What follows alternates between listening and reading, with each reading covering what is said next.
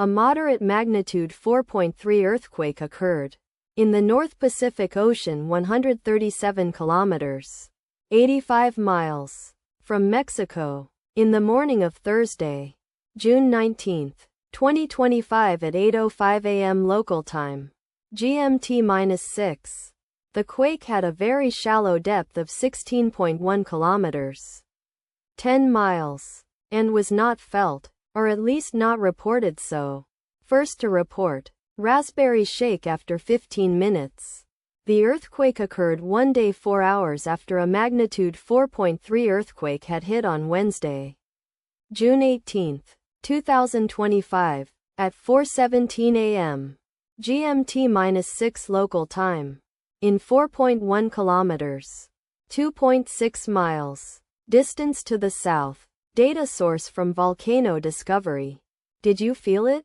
Let us pray. May the earthquake that occurred not affect our brothers and sisters there. May the earthquake not happen again. And may God protect everyone. Amen.